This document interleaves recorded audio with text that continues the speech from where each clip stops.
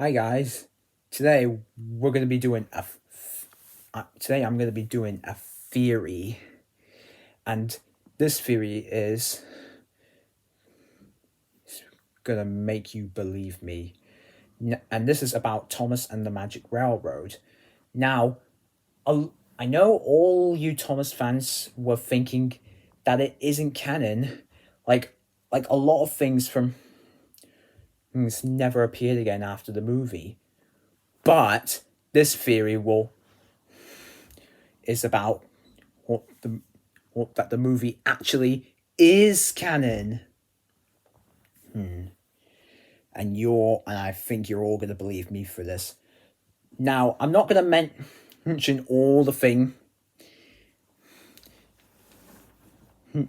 that were before or the movie, especially with George calling Thomas a blue puffball, and I'm also not going to mention the merchandise.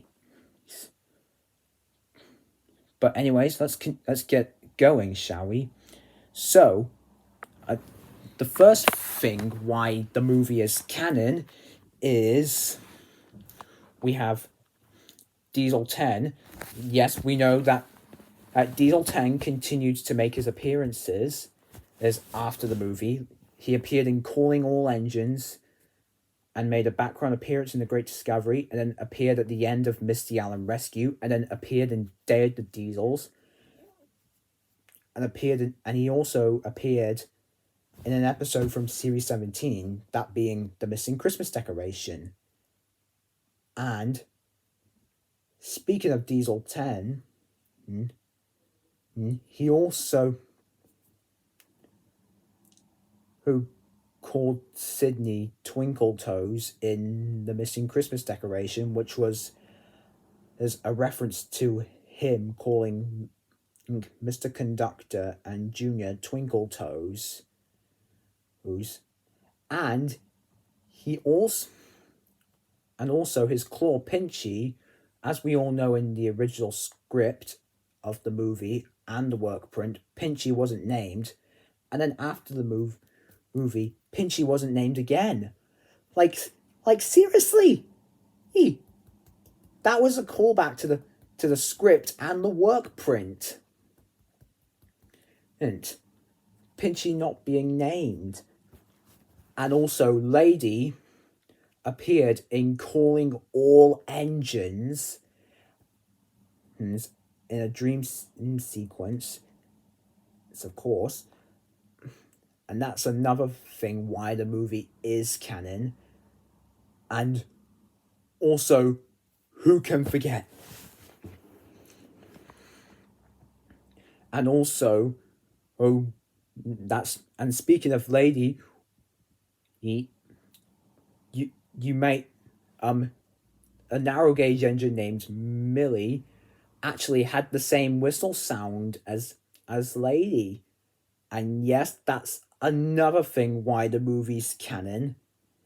And now, next we're on to Splatter and Dodge. Now I know what you're thinking. Splatter and Dodge never appeared again after the movie, but you might know this goof in Calling All Engines. Like in the colon plant scene, if you look carefully at Harry, you can see a bit of purple on him, which was meant to be Splatter's paint. Like seriously, I'm being serious. This, and also,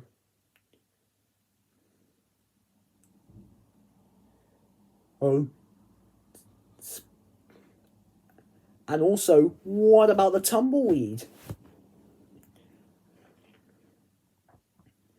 Like, you're gonna believe me on this. Like, in some episodes of the Big World, Big Adventures era, you might know, like in Africa, a tumbleweed. Some tumbleweeds can be seen moving by, which is a reference to that talking tumbleweed from Thomas and the Magic Railroad. And yes, and also, who can forget? And also, what about that poster in the boy's bedroom in the series 9 episode Flower Power? What? Yes, there was actually a poster of Thomas, which was actually a poster from Thomas and the Magic Railroad.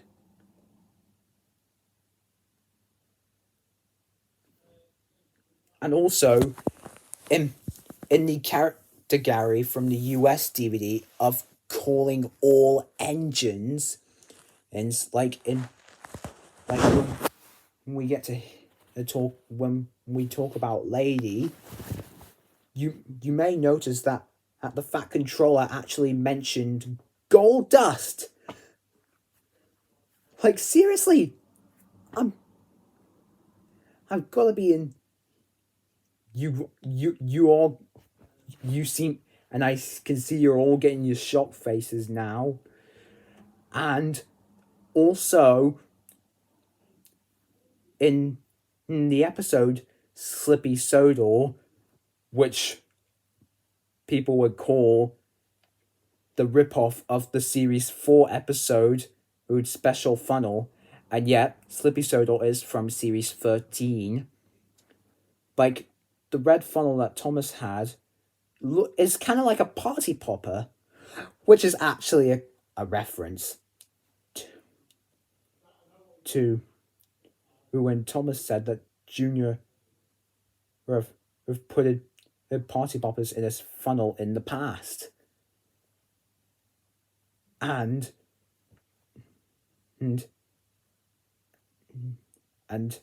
will be moved, and then what? And also in All Engines Go, we had Neil Crone voice Gordon like in Magic Railroad, and we also had Eddie Glenn do the voice for Toby. And yes, Eddie Glenn was the voice for Thomas in Magic Railroad.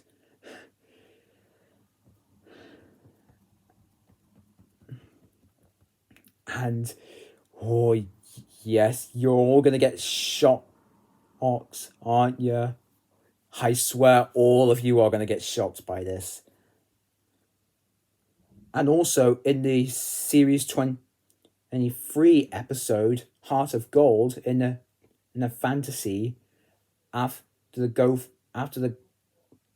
the golf ball went into the hole, or you hear Toby said good good shot, hot, which was kind of like when he said that good show after distracting Diesel 10 and Splatter and Dodge.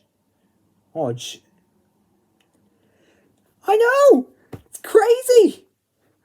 And also, that's not all. What about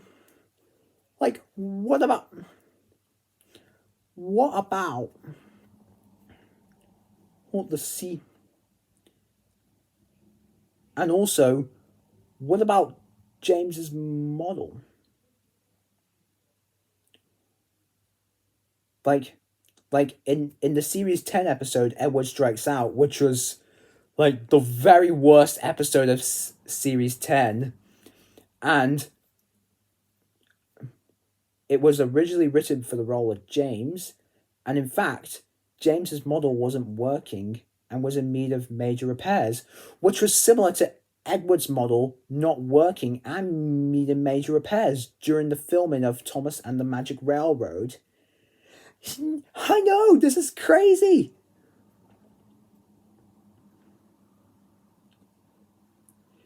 And now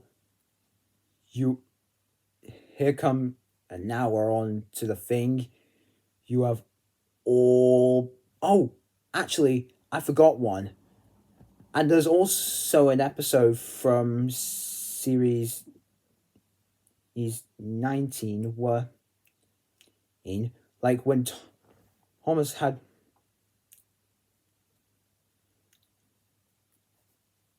like there was this where we actually see Thomas sneeze, which is an, another callback to this actor Magic Railroad, where he sneezed in at, that meeting, and ex, and except the only difference are in that scene he had sneezing powder down his funnel, and in that episode, he had snow. And yes, snow is kind of like, is white, just like sneezing powder.